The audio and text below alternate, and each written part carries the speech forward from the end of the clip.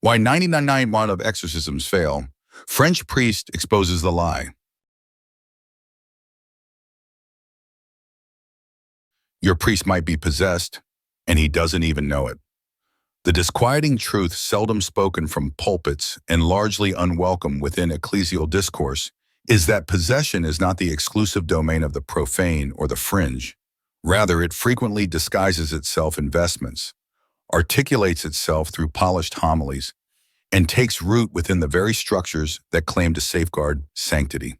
To engage seriously with the demonic not as myth but as metaphysical parasite is to confront the harrowing notion that evil seeks not merely to disrupt disorder, but to infiltrate and inhabit order itself. This is the devil's most insidious telos, not chaos, but corrupted cosmos, not destruction through formlessness, but inversion through form. The architecture of the Church's sacraments, its hierarchical grammar, its liturgical precision, does not always serve as a bulwark against this encroachment. Rather, it may become a vehicle. The diabolical does not aim simply at the disintegration of moral coherence, but at its perverse mimicry. Thus, the true battlefield is not the alley haunted by addiction and despair, but the sanctuary and sacristy, where symbols of grace can be wielded by men hollowed out from within. Evil prefers concealment to spectacle. Its preferred dwelling is not the grotesque, but the disordered will clothed in the garments of virtue. A priest ontologically conformed to Christ is, when corrupted, not simply a sinner, but a parody of the incarnation, a visage of holiness shrouding a metaphysical void. It is precisely this void that evil finds hospitable, not because it is flagrantly wicked, but because it is functionally duplicitous. Possession, properly understood, is often an act of philosophical and existential consent, gradual, interior, and masked by ecclesial conformity. It rarely announces itself in grotesque manifestations. Rather, it unfolds as a slow dereliction of the will's orientation toward the good.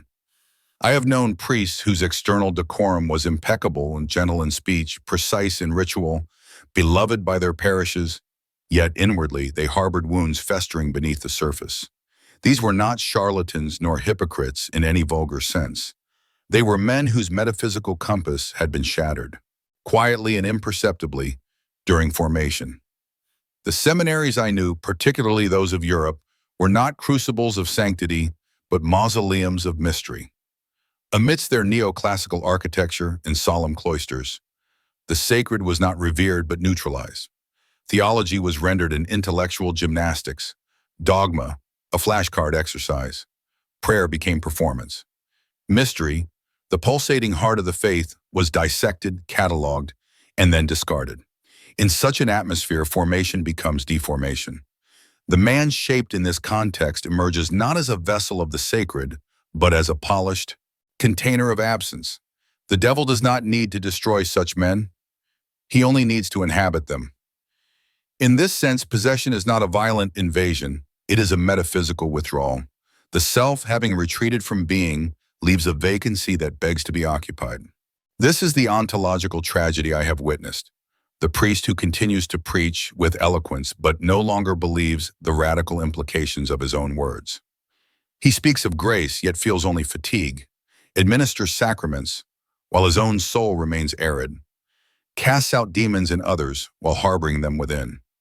I recall an exorcist famous across dioceses engaging in deliverance for a woman clearly afflicted. His voice was clear, his prayer precise, yet his presence was hollow. The demon did not rage, but laughed a knowing laugh.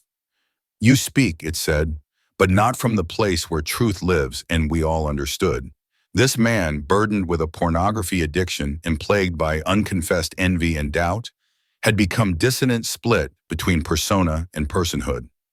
Evil does not merely exploit weakness, it thrives in contradiction. And what contradiction is greater than one who bears Christ outwardly while inwardly aligning with mammon? We must reckon with a second truth. The demonic rarely comes with guttural cries or cinematic theatrics. More often it prays in fluent Latin, preaches orthodoxy, and honors the calendar of saints. Evil is not obstructed by cassocks, it dons them with ease. It is not confounded by catechism. It recites it fluently. Its purpose is not open rebellion, but imperceptible distortion. I once knew a seminarian who privately practiced the rite of exorcism, not for study, but for self-preservation. Something haunted the edges of his consciousness, nameless yet persistent. He followed every rubric, passed every exam, uttered every prayer, yet he could no longer touch the divine. 4 years after ordination, he ended his life in a rectory bathroom. No scandal, no letter-only silence. Those who had known him were unsurprised. He had been possessed not by some theatrical demon, but by despair, by a metaphysical fatigue that devoured his interiority. His death was not psychological alone. It was metaphysical disintegration. And this leads us to a final and unbearable truth. Possession in the priesthood is not always inflicted. It is permitted. Too many approach ordination as role rather than vocation, as if entering a stage rather than ascending an altar. The devil does not always storm in. Sometimes he is handed a key, and the key is often offered by the one wearing the collar. This is not heresy, it is metaphysical realism. To be ordained is not to be shielded, but to be exposed. To stand in persona Christi is to become a target of the antichristic. If the priest has not internalized the disciplines he performs, then he becomes precisely what the devil most delights in, a sacred form emptied of substance. The faithful mistaking appearance for essence received from such hands, unaware of the fracture beneath. But the fracture is real. And where there is fracture, there is entry, not always visible, not always immediate, but always efficacious, always corruptive. The remedy does not lie solely in stricter rules or more rigorous training, though these are not without merit. The solution lies in a return to metaphysical integrity, a reclamation of interiority. We must recover an anthropology that refuses to divide clerical identity from the soul's condition. The Desert Fathers knew what we have forgotten. The priest is not primarily a functionary, but a furnace meant to burn with divine fire. And if that fire goes untended, replaced by ambition, routine, or unresolved wounds, then the devil enters not as invader, but as guest. In such cases, possession is no longer horror, it is tragedy. A man consecrated to embody the sacred becomes an icon of its mockery. And the most tragic part? He may never even know. 2. The devil isn't scared of holy water. He drinks it with a smile.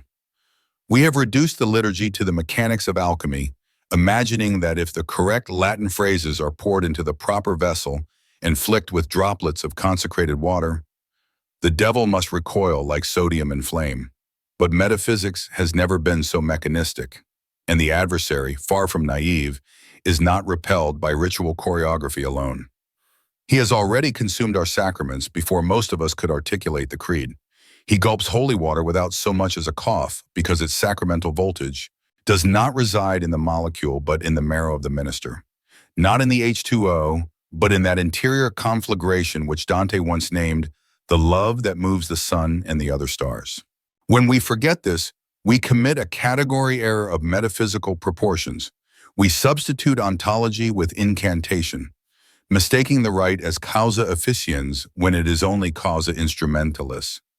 The true efficient cause is always the luminous will of a soul in syntaxis with the logos, and when that will is dimmed by venial hypocrisies or corroded by mortal lesions, the rite, even when performed with antique precision in sonorous Latin echoes, like a cracked bell in an abandoned square. Consider the rite of exorcism through the metaphysical lens of Aquinas. The demon, having no substance of its own, adheres as a privative distortion to the potency of the soul. Grace, as actus essendi, must fill that potency to dislodge the parasite. But grace cannot fill a vessel sealed shut by the varnish of ego. Thus, the exorcist's work is not to yell louder or quote longer, but to unseal himself until he becomes a living conduit of esse ipsum subsistence.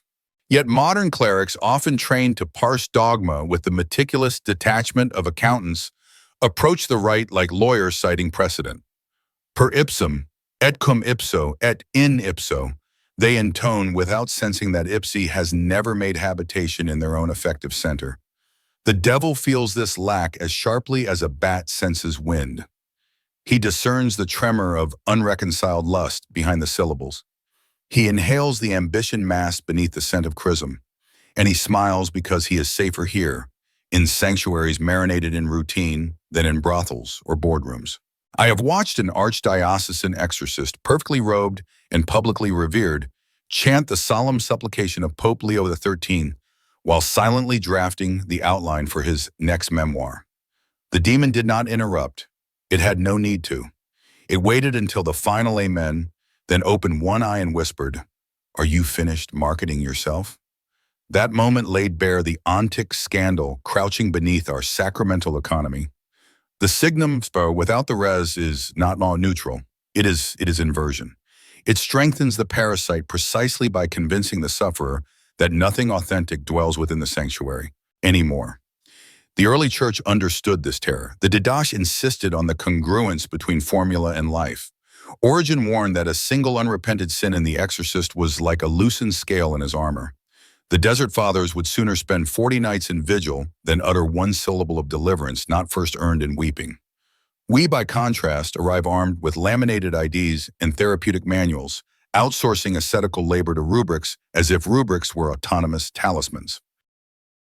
This is why I say, fully aware of the censure it risks, that the rite of exorcism in our current ecclesial climate is a skeleton, architecturally intact yet powerless without musculature. And the musculature is righteousness under tension. Holy water is nothing more than hydrogen and oxygen unless it is hurled by a hand whose nerves still remember Golgotha. Latin is mere declension unless it is exhaled by a diaphragm that has sighed beneath its own olive trees.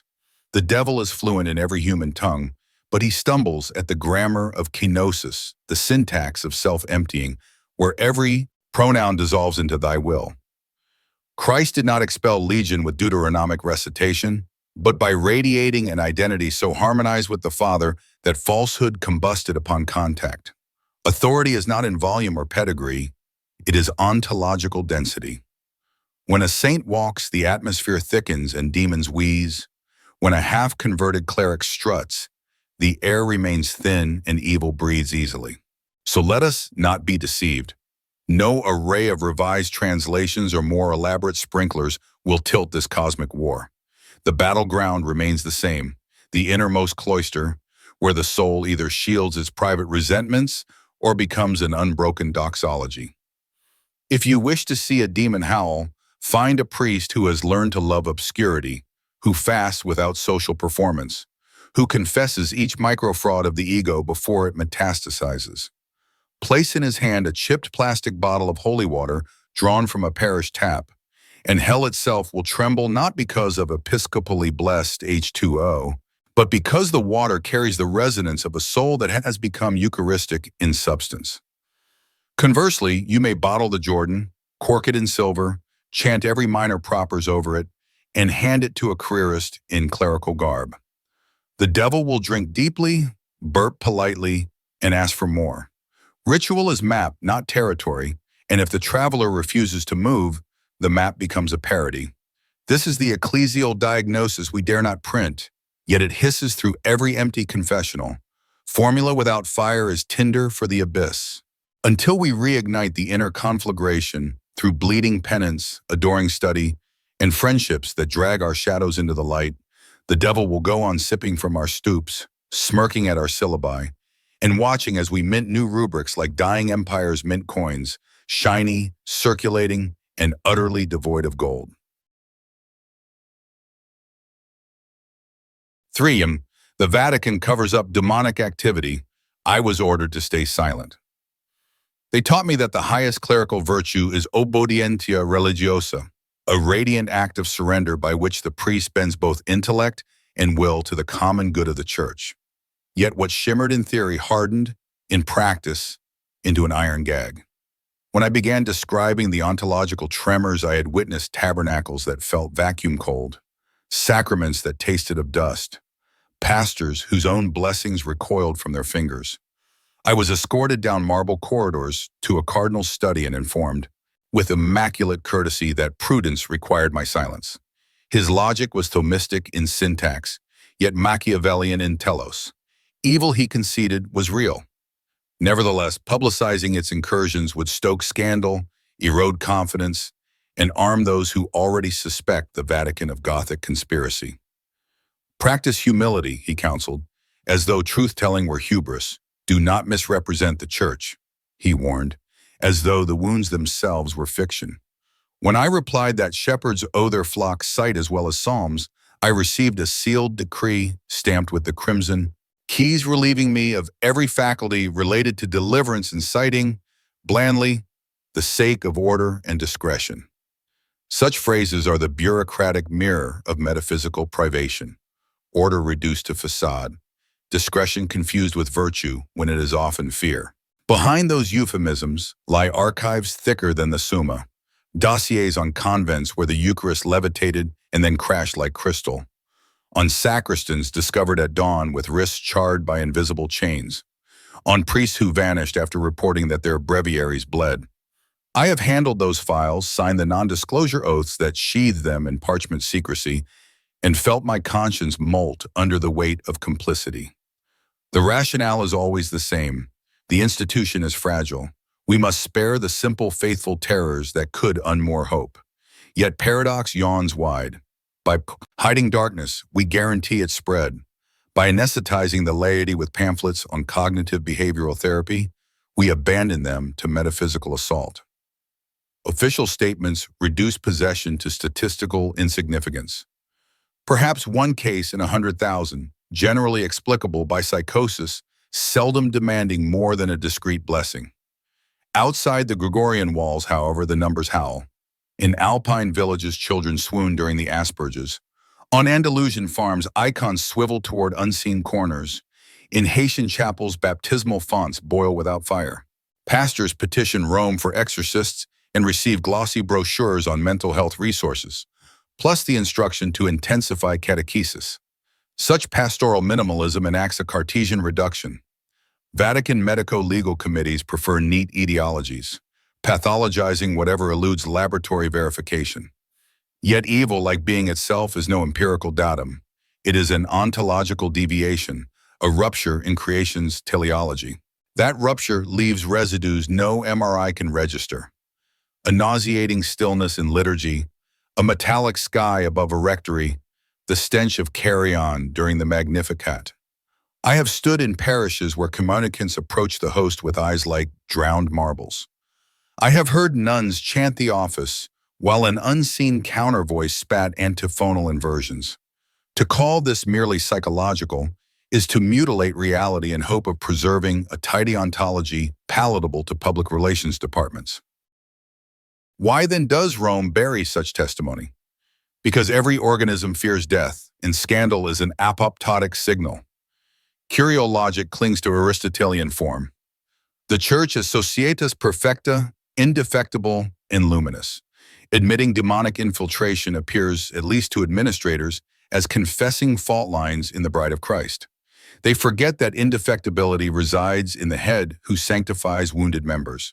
The body may hemorrhage without the bridegroom divorcing her. Nevertheless, dossiers descend into vaults beneath the Cortile del Belvedere, triple-locked and euphemized. Press releases invoke pastoral discretion, while bishops quietly reassign priests who wake screaming from nocturnal assaults. Meanwhile, villages unknown to Vatican databases endure apparitional siege.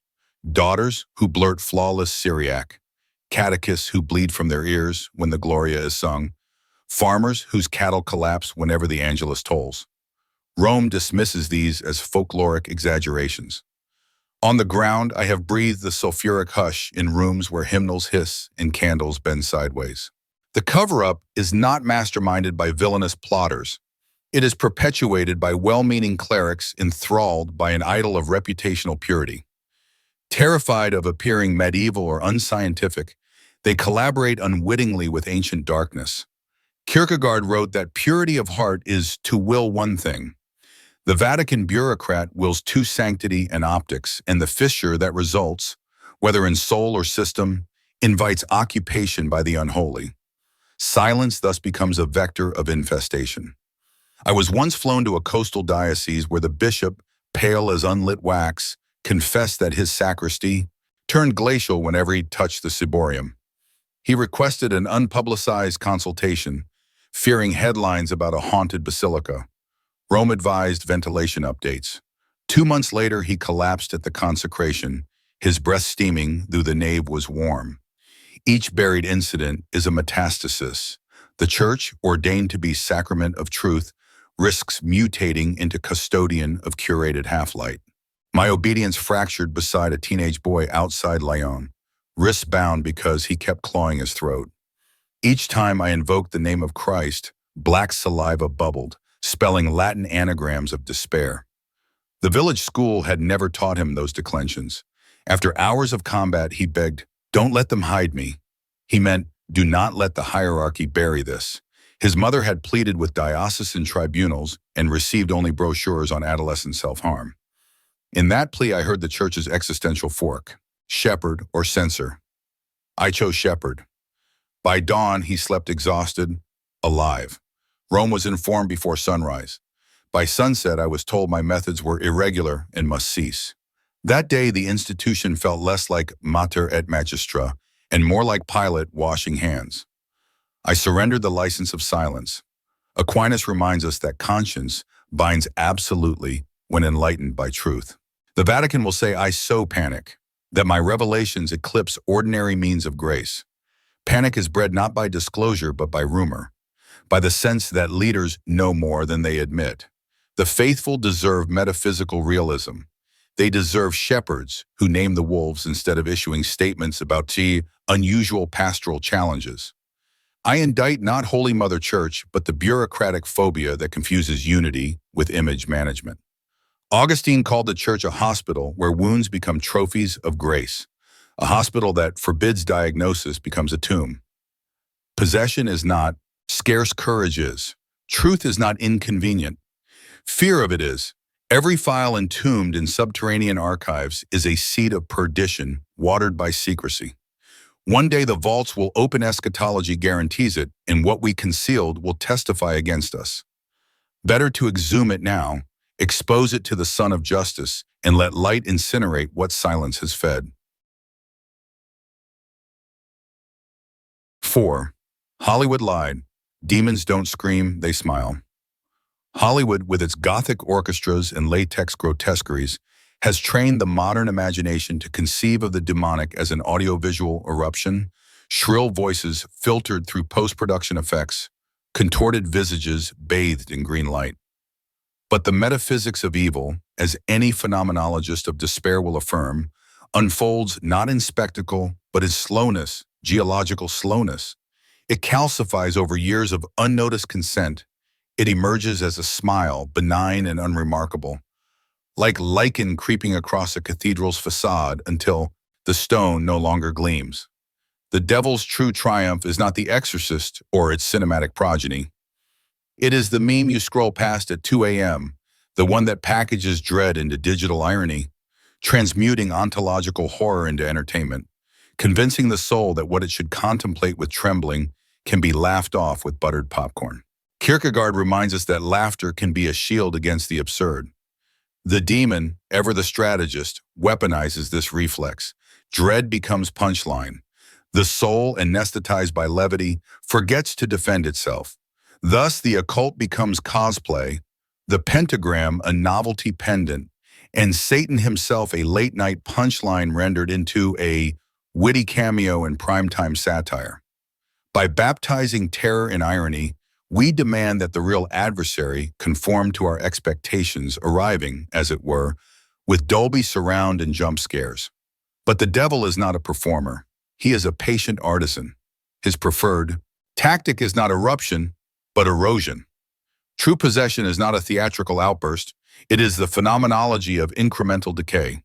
It begins with a fracture in teleology, a loss not announced but internalized, grief unanswered, betrayal metabolized into self-contempt, a pornographic habit rationalized as stress relief. These are not sins that scream, they whisper. And the demon, more craftsman than berserker, applies pressure precisely where the fissure lies, pressing until the soul groans like timber, slow burning in a silent blaze. There is no levitation, no guttural polyglossia, only the gradual corrosion of joy, Laughter becomes metallic and mirthless. The eyes unhook from the sacramental texture of the world. Prayer feels futile because the psychic atmosphere has been evacuated of presence. By the time the family notices, the person is already a vestibule to a darker council. Despair sits at the head, self-contempt to the right, smoldering rage to the left. Their voices mimic the sufferer's own, offering half-truths in fluent interior monologue. Freud might call it neurosis. Augustine would name it the libido dominandi turned inward. I call it an ontological coup, staged in micro-decisions, repeated until they constitute a metaphysical architecture. When the exorcist arrives, if he arrives, he often finds not a battlefield but a forfeited board. The queen gone, the rooks disabled, half the pawns already surrendered. What remains is not chaos, but courtroom. The demon does not scream, it litigates. It produces a portfolio, habitual hatreds, inherited wounds, permissions granted through silence, and perhaps most damning undisclosed sins of the priest himself. The ritual's Latin formula is powerless if the celebrant's conscience is frayed by nicotine consolations, institutional envy, or flickering belief in the efficacy of the sacraments. Authority is not found in decibels, but in ontological density. Holy water without righteousness is sterilized tap, and a crucifix wielded by a hollow man is no more than painted wood. Demons do not mock theatrically. They smile with perfect politeness.